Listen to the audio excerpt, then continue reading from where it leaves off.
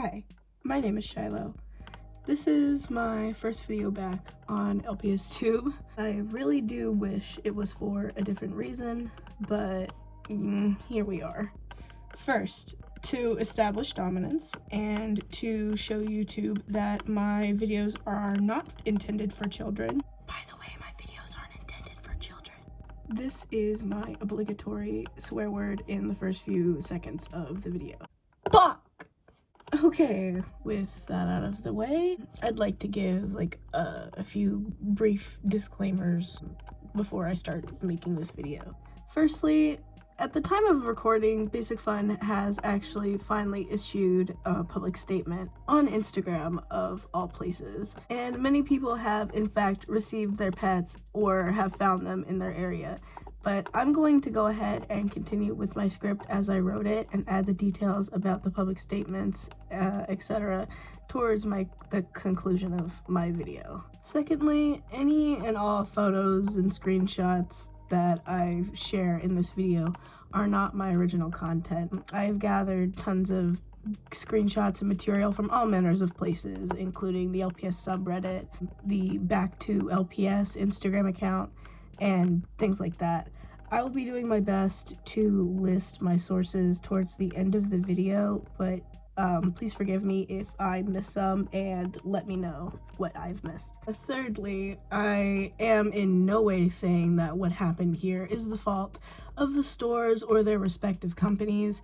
This is about Basic Fun and their lack of communication with fans on the release from start to finish, honestly, and the blatant lack of transparency that they've kind of displayed here. Fourthly, I've seen a lot of people in the community expressing their concerns about people going too hard on Basic Fun for this release. In my opinion, I believe some of us are a little more reactive than others, but at the end of the day, when things go wrong, like they most certainly have here, we are, as consumers, well within our rights to complain and, speak out on things like this.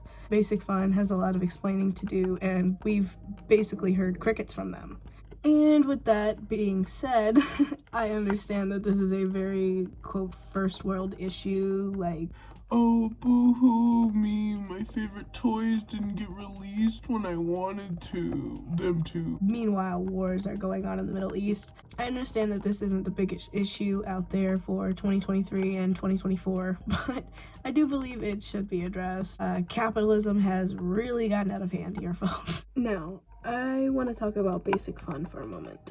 The company was founded back in 2009, and it was formerly known as the Bridge Direct, whatever that's supposed to mean. Our main event for this evening is company CEO, Mr. Jay Foreman, and his related companies, Good Stuff, Connects, Uncle Milton, and Play Hut, which allegedly, quote, develop and market toys for children and adult collectors. Okay, we all just saw that, right? Adult collectors? Let's put a pin in that and come back to it later. I'm about to talk about the CEO, Jay Foreman, and all of his related things he's done in his career that I thought were notable. If you want to skip right to the release information, I will put a timestamp on screen here. You can just go ahead and skip to that now. I don't know how y'all do shit where you from, but let me tell you something. Where I'm from, we don't do shit like that. In 1999, Jay and his associate both left their respective companies that they were working at and co-founded a new company called Play Along Toys with a very, very, very small loan of $3 million from an angel investor, and the rest was history. Some of y'all about to be real mad at me, but it must be said. What you may not know about Play Along is that this isn't the first time that Jay Foreman, underneath his company, has decided to reboot a very popular toy series. They relaunched Cabbage Patch Kids, Care Bears, Puppy in My Pocket, Doodle Bear, and even got licensed for lines including Lord of the Rings for action figures.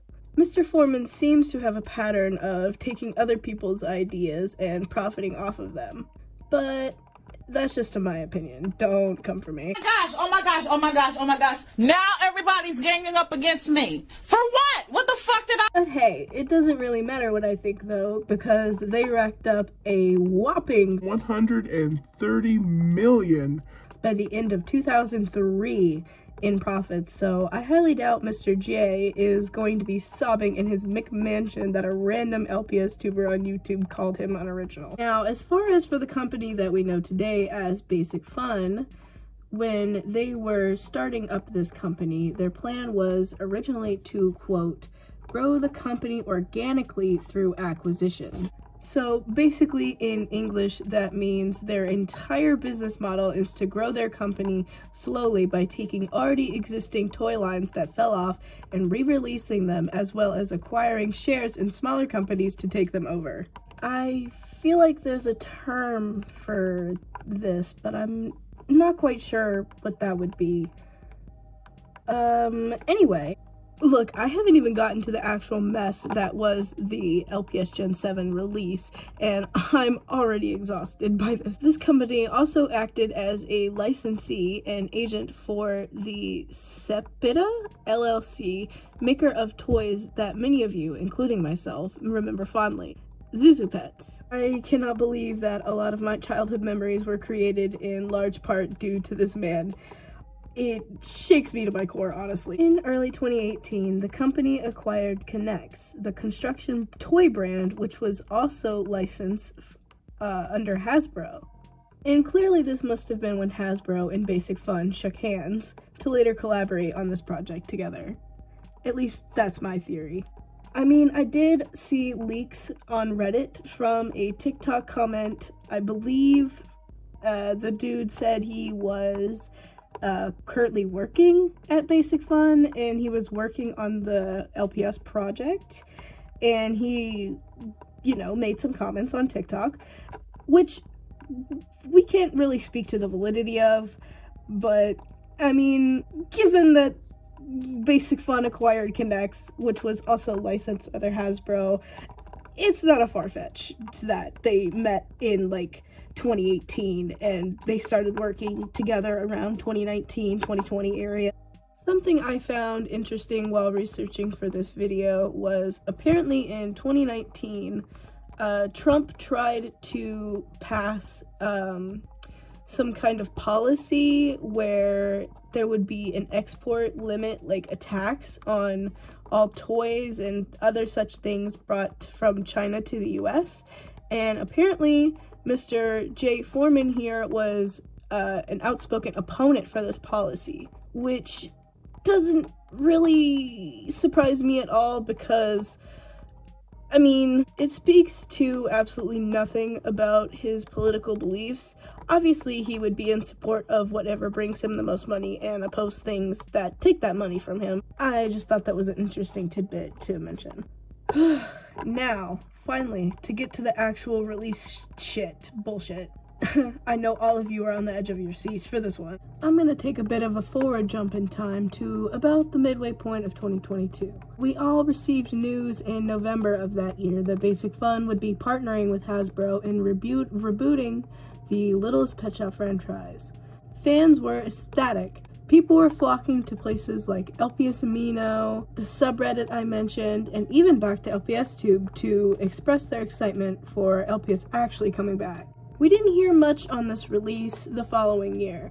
They were kind of playing this little cat and mouse game where they were like, ooh, you'll see. Jumping ahead to the toy fair that was held in New York City in September of 2023. That was where we got to see a lot of the new pets that would later be released, and some possibly new wave pets shown at the bottom of the display where the pets were being held.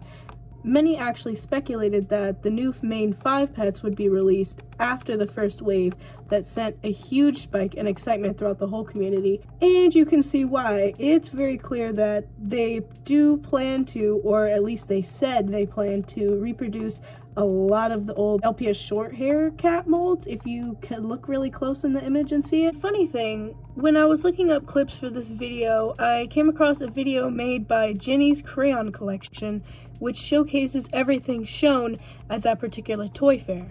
Just little pets. This is the next pet that has not been shown on social media. Now, I'm going to be focusing on the other products they introduced at this fair. the Care Bears, the MLP reboot, and other nostalgic releases. They seemingly went off without a hitch. There was no delays in releasing the toys onto the shelves, no lack of communication on the part of the team. Everything seemed like it was going good for Basic Fun. Until LPS Gen 7 was set to release. Okay, now I have got to address this countdown situation. It's time I broke my silence on this issue. It's been a long time coming. What the fuck was that? Hello? Holy shit. Oh my god. Hold on. Let me collect myself for a second.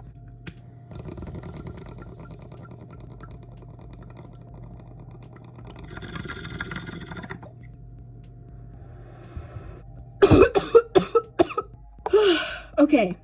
I'm better now. The very first counter that they put up on their website was very vague. I don't remember when the counter originally went up or how many days it had on it, but Basic Fun basically said absolutely nothing about this countdown. Where's the news and the media? Which led fans to believe that the countdown was for the pets releasing onto store shelves. And rightfully so, because what else would this countdown be about? Many people had reached out to Basic Fun asking them, and they were basically like, I don't know, we'll see. Like your parent when you ask them if you can go to McDonald's on the way home, they're like, I don't know, we'll see when we get there. You know damn well you ain't taking me to no McDonald's. You might as well just tell me the truth. Why are you even gonna lie to me like that? This countdown ended up being for the LPS Roblox game thing that came out. Honestly, complete and utter letdown, in my opinion. I don't hate the Roblox game. I know there's a lot of people who love it, and I do love the concept of it. It does kind of remind me of back in the day in the early 2000s when you would buy a Webkinz at the store and you could register it online on the Webkinz.com thing. I didn't play it that much, but I had a lot of friends who did it, and, you know, they even had things like the LPS DS games. So I understand why they went virtual for this, but I definitely don't understand why they decided to release it first. The countdown was a complete flop, but I want to circle back to this whole, quote, adult collectors thing that I mentioned earlier. They know that their target audience is mostly adult collectors. They demonstrated that when they flew out Puppy Lover 863 for their commercial that they did together. Hey, I'm Daisy, also known as Puppy Lover 863, here on the set of the new LPS commercial. Ready and are we filming? So why be so vague about it and release the, in my opinion, mostly kid-centric stuff first? I know a lot of adults play Roblox. That's not lost on me. But a lot of us have stepped away from that particular game. Its biggest demographic nowadays is children. That is just a fact.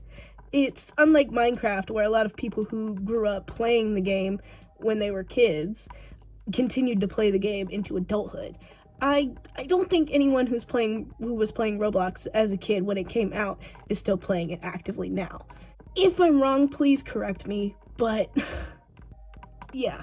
They put up a new countdown on the website on December 8th exactly. I remember because I was on the website that night, and it said exactly 23 days on it, which by my calculations put the release date at December 31st or January 1st of 2024. And we all kind of know what happened there, so it's a well-known fact that the second counter was the drop for the US release. Everywhere else had gotten their pets already released, such as Canada, UK, and, you know, most places who are going to get them before midpoint of 2024 got them in December, like early December.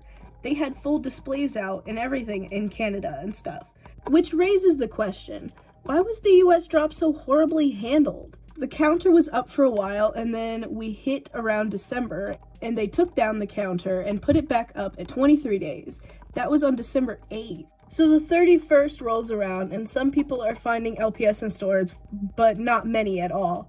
If there were any, there were very few and far between. A lot of sets and things like the blind boxes and the 2-pack pets, and a lot of the tubes weren't found in a lot of stores that had them.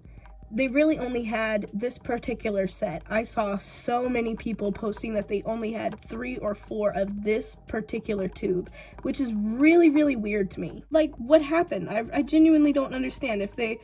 Which Basic Fun later stated that they weren't set to release until, like, you know, a couple weeks into January.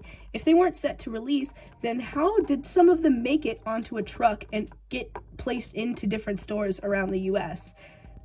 I don't understand. Did some rogue postal worker like take a full truck full of stock and just drop it off in the random US states?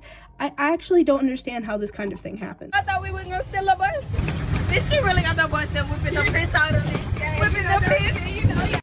Over the next 3 or 4 days, many people in many different states to drive across their state or even across country to find LPS, and they found little to no changes in the store shelf, like different stores in their towns, and like some even driving hours away from where they live to look and finding nothing. Now is when I'm going to be putting on the screen some screenshots from different users on Reddit expressing that they have gone on the hunt for LPS and they have come up empty-handed. This was all very, very confusing because as a lot of fans scrounged around stores in different cities to find the pets, some people were receiving their pre-orders without issues. Some people reported that they received their LPS squished in transit, or what looked to be squished in transit. And I'll admit, the packaging looks really screwed up. And some others saying that when they received their pets, they had very noticeable misprints on the paint of the LPS, or their LPS had mold errors in them. Some saying that their LPS were significantly taller than a lot of LPS in their collection, including Great Dane molds, which is crazy to believe because they're like the tallest LPS ever. Many were even more pissed that Basic Fun had yet to say anything on this topic, especially with it coming out that some people had insider distribution knowledge that they had reported not even having them in their online systems yet in many places like Target and Walmarts around the states. But some are going out onto store shelves in places like Texas, Arizona, and California. How does this happen? I ask you again, how does this happen?